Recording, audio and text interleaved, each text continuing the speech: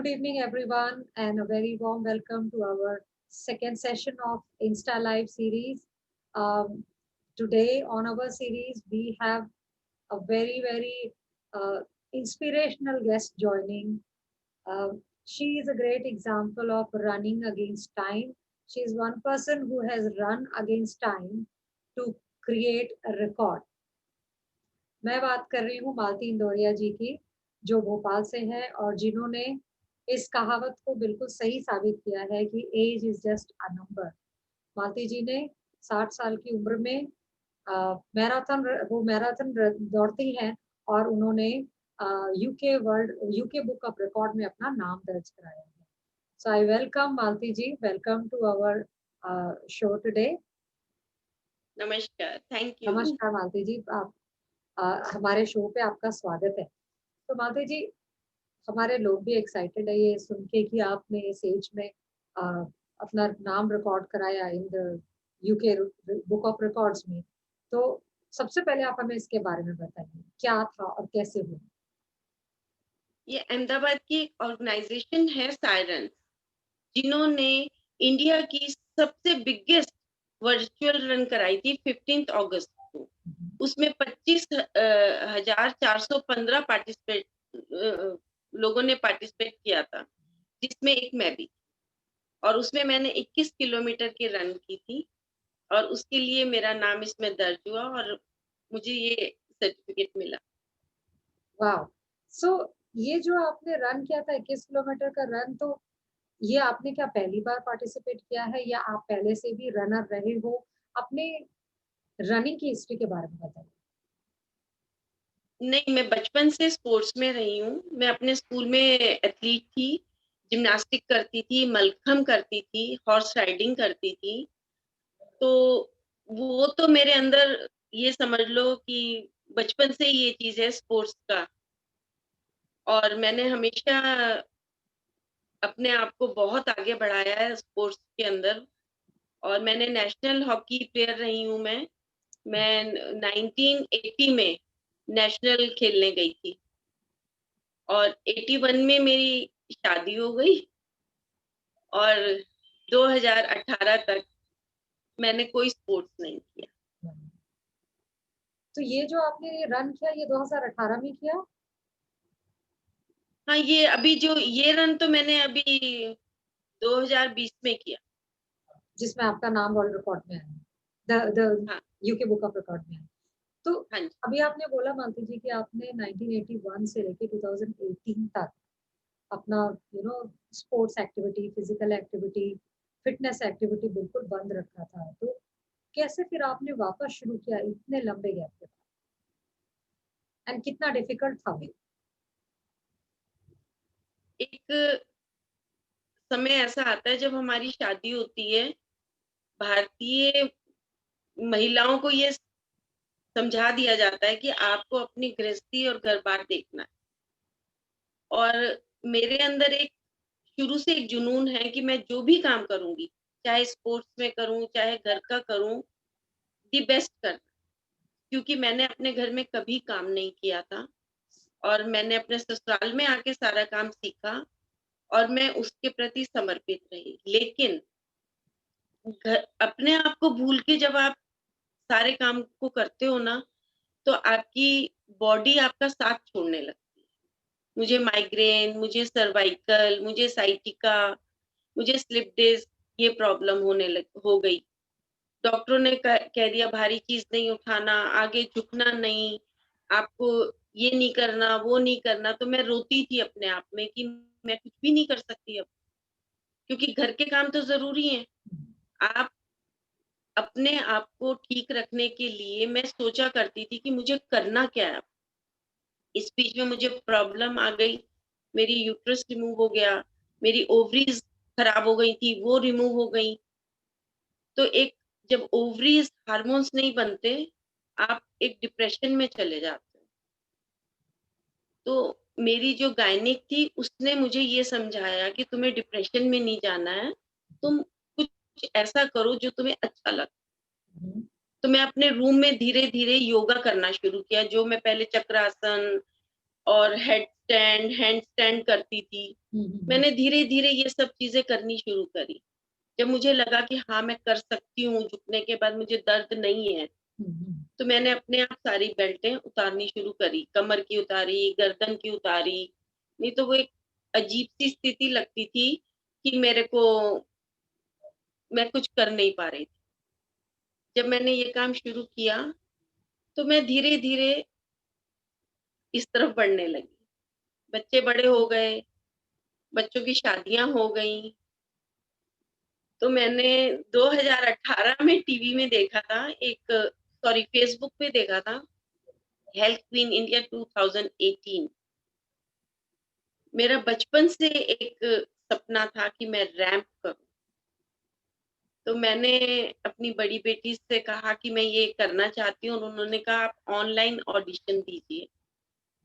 तो मेरी बेटी जो मुंबई में है और वो सहारा में काम करती थी, उसने मुझे बोलना सिखाया, उसने मुझे चलना सिखाया। मेरी बड़ी ग्रैंडडॉटर जो उस समय 7-8 साल की थी, मुझे रैंप करना सिखाती थी कि आप ऐसे रैंप करो और आप बोलो। मैंने वो सब काम किया और मैं 10 फाइनलिस्ट में सिलेक्ट हो गई। वाह। के बाद मैंने घर में सबको बताया। सो आपने इतने बड़े चैलेंज के बाद भी, इतने साल के गैप के बाद भी, जो आपके अंदर की जो इच्छा थी वो नहीं मरी, और आपने ये देखा कि अगर मुझे अपने लिए कुछ करना है, क्योंकि आपकी सेहत वो पूरी खराब हो रही थी, तो अगर अपने लिए कुछ करना है तो वो ही करना है जो आप, जिसके लिए आप पैशनेट हैं, राइट? असल में मैं बताऊँ, होता ये है कि जब हम एक फील्ड से दूसरी फील्ड में आते हैं ना, तो हम उस चीज़ को भूल जाते हैं कि हम कौन हैं। करेक्ट। और मैं अपने आप को भूल के मैं पूरे सबको देखती थी। लेकिन मैं ये नहीं समझ पा रही थी कि अगर तुम अपने काम को परफेक्टली करके और अपने लिए वक़्त निकालोगी, दिन में सोना ही नहीं है, आप अपने आप को ठीक करो। करेक्ट। तो मैंने धीरे-धीरे ये सब करना शुरू। मैं दिन में कभी नहीं सोती। कितना कुछ बहुत ज़्यादा तबीयत खराब है तो मैं सोती हूँ, अदरवाइज़ मैं कभी नहीं सोती दिन में। वक़्त वो की लोग। कदर करेंगे ना। हाँ जी। मैं मैं कह रही हूँ वक़्त की कदर। हाँ, कोई बात नहीं। आप बोलिए। मैं ये पूछ रही हूँ कि वो लोग जिनको ऐसा लगता है कि एज और सेहत का सीधा संबंध है, और जैसे जैसे आपकी एज बढ़ती जाती है आप ज्यादा फिजिकल एक्टिविटी नहीं कर सकते, स्पेशली वुमेन ऐसा सोचते हैं, तो उन लोगों के लिए आपका क्या मैसेज नहीं, ऐसा नहीं है। ऐज तो एक नंबर है, सीधी-सी बात है। आप मैं कह रही हूँ, मैं इतनी डिप्रेशन में थी, एक टाइम मैं ये भी सोचती थी कि मैं अपने आप को खत्म कर दूँ। लेकिन नहीं, अगर आप अच्छा सोचेंगे, आप मानसिक रूप से आप अपने आप को मजबूत कर लेंगे कि मैं सब काम कर सकती हूँ। अब ये नहीं है कि अगर आपको दौड़ना है, अगर आपको अपने मन का कुछ करना है, तो आप अपनी बच्चे, अपनी फैमिली को अवॉइड करो, नहीं। आप उनको देखते हुए आप अपने लिए वक़्त निकालो। है? तो भी आप 8 बजे क्यों उठ रहे हो, 7 बजे क्यों उठ रहे हो? आप रात को टाइम से सो जाओ ना। मैं अगर 12 बजे भी सोती हूँ, मैं 5 बजे बिस्तर छोड़ देती हूँ। तो आपका, मुझे याद है आपसे बात करते समय आपने बोला था कि जो सबसे जरूरी है वो है अपने आप से प्यार करना। डेफ़िनेटली अपने आप से आप प्यार करो, अपनी बॉडी को समझो कि आपकी बॉडी क्या कह रही है आपसे। हम्म। जब आप अपनी बॉडी को समझोगे और आपका जिस चीज़ में इंटरेस्ट है, चाहे पेंटिंग में है, चाहे किसी भी चीज़ में आप करो। हम्म। आप कोई कहता है मेरे घुटने में दर्द है, मैं चल नहीं सकती, नहीं। आप एक दिन आधा किलोमीटर चलो, आप दूसरे दिन 2 किलोमीटर चलो, चलो हफ्ता भर 1-1 किलोमीटर चलो। आप जब धीरे-धीरे चलना शुरू करेंगे ना, आपके पैर आपको प्यार करेंगे, वो भी चलेंगे। मैं जब दौड़ के आती हूँ, मैं अपने पैरों को थैंक्स करती हूँ और मैं उन्हें प्यार करती हूँ। मैं एक ऐसा राज़ बताना चाहती हूँ, जिससे मैं 12 महीने सॉक्स पहनती थी। मेरे पैर की जो छोटी उँगली के साथ वाली उँगली होती है ना, वो छोटी उँगली से छोटी है। हम्म। तो मेरे दोनों पैर की। हम्म। तो मेरे को ना स्कूल टाइम में भी जब मैं रनिंग करती थी ना, तो बच्चे देखते थे, हाय तेरा पैर ऐसा, तो मैं ना उसको कवर छुपाती कर थी, लिया। मैं हमेशा कवर करती थी। लेकिन एक बार मैं चप्पल भी लेने जाती थी ना, तो मैं ऐसी सैंडल्स खरीदती थी कि मेरे कवर। पैर नहीं दिखेंगे, कवर रहे। लेकिन एक बार मुझे मैं रनिंग कर रही थी, तो मेरे को एक सरदार मिले, अंकल वो जा रहे थे, तो उन्होंने मेरे से बोला, मेरे पैर मुड़ गया था, तो उन्होंने बोला सॉक्स उतारो। मैं देखता हूँ मोच आ गई थी। मैं कहा नहीं-नहीं मैं ठीक कर लूँगी, मैं ठीक कर लूँगी। मुझे ऐसा लगा वो मेरे पैर देख के हँसेंगे। एक इन्फेरिटी थी मेरे अंदर। लेकिन जब उन्होंने मेरे को डाँट के मेरा पैर में से सॉक्स निकलवाई, तो मैंने उँगलियाँ छुपा ली। तो उन्होंने कहा सिर पे ऐसे हाथ मार के, कहते बेटा तू बुद्धू है, भगवान का थैंक यू कर। यही पैर हैं जो तेरे को दौड़ाते हैं, इनको खूब प्यार किया कर, इनको थैंक्स किया कर। उस दिन से मेरे अंदर से ये झेप हट गई। मैं अपने पैरों को इतना प्यार करती हूँ कि ये मुझे आज कहाँ तक लेके जा रहे हैं। तो इम्पोर्टेंट ये है कि आप अपने परिवार को तो प्यार करते हैं, उनके लिए तो टाइम देते ही हैं, बट अपने आप को भी प्यार अपने करो, आप अपने लिए भी टाइम निकालो। डेफिनेट डेफिनेटली जब आप अपने आप को प्यार करते हो ना, आपकी तबीयत अपने आप ठीक होने लगती है। जब आप ठीक होने लगते हो, आप मानसिक रूप से इतने स्वस्थ हो जाते हो कि आपके अंदर एक क्षमता होती है कि आप आगे क्या करना चाहते हो, आप उसको सोच पाते हो। अब मुझे तो कल कितने बजे रन मुझे करनी है, एक बड़ा मैं इम्पोर्टेंट रात क्वेश्चन पूछना है माधु जी आपसे, और वो ये है कि आपके स्टोरी में मुझे ये दिख रहा है बार बार कि आपको भी हिम्मत नहीं हारती। तो पिछले साल जब लॉकडाउन के टाइम पे पूरी दुनिया बंद थी, जिम्स बंद थे, फिटनेस क्लब बंद थे, पार्क बंद थे, तो आपने अपना ये फिटनेस का जर्नी कैसे कंटिन्यू रखा? मैंने फ़िटनेस की जर्नी घर में रह के चालू रखी, क्योंकि ज़रूरी नहीं है आप जिम जाओ, आप बाहर जाओ। आपके अगर 2 कमरे का घर है, अगर आपको करना है, आप उसमें भी कर सकते हैं। सितंबर में पहले तो मैंने अपनी ग्रैंड डॉटर्स को योगा करना सिखाया, उनके साथ खेलने लगी, उनके साथ कुश्ती लड़ने लगी बेड पे ही। उनको खूब प्रेरित किया क्योंकि बच्चे बोलते थे कि माँ अम्मा हम बाहर नहीं जा पा रहे हैं। तो मैंने इनको ये सब चीज़ें करनी सिखाई कि मैं कहा बेटा इससे शरीर ठीक होगा आपका। और मेरे घर में सितंबर में मेरे हस्बैंड को, मेरे बेटे को, मेरी बेटी को, इनको कोरोना था। और मेरी mother in law 83 years old थी। उनको मुझे सेफ रखना था, मुझे अपने आप को सेफ रखना था। मैंने तीनों को अलग-अलग रूम में क्वारंटाइन किया। मेरी डॉटर इन लॉ और मेरी 3 ग्रैंड डॉटर्स हैं। तीनों अपनी नानी के घर गई हुई थी। तो मैंने कहा इनको बुलाना नहीं है, नहीं तो ये भी बीमार हो जाएँगे। तो बाइयाँ बंद हो गईं। तो मैंने सबको सेफ रखती हूँ क्योंकि मैं योगा करती थी और मानसिक रूप से अपने आप को फिट रखा था कि हम्म। मैं पॉज़िटिव रहूँगी।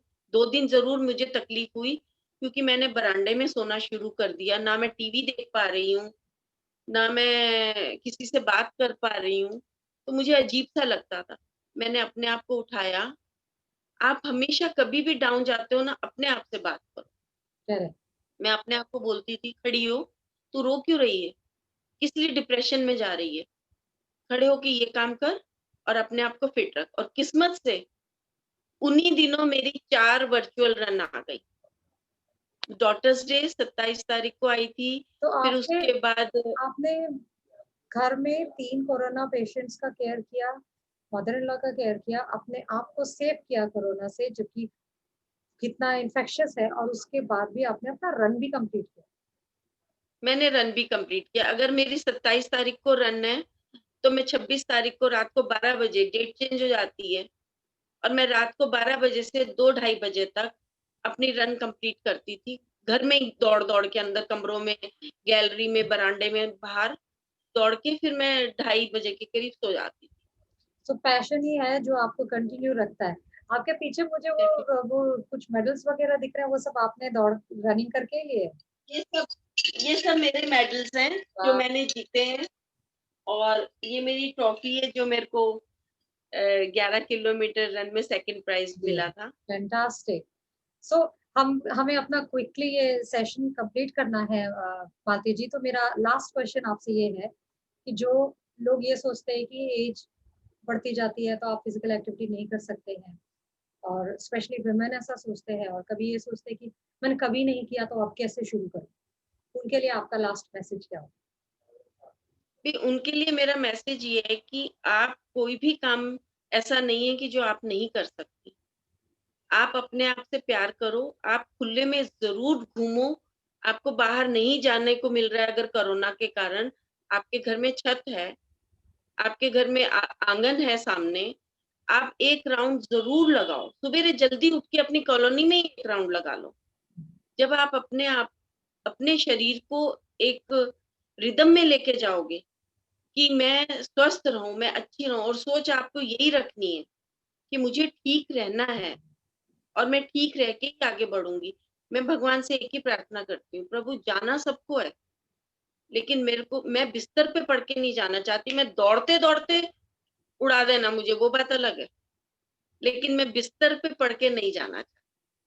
सो मुझे माता जी, थैंक यू सो मच। मुझे आपसे कुछ सीख मिली है। एक तो ये कि डिटर्मिनेशन बहुत जरूरी है। आपको जो करना है, अगर आपने ठान लिया तो आप करोगे।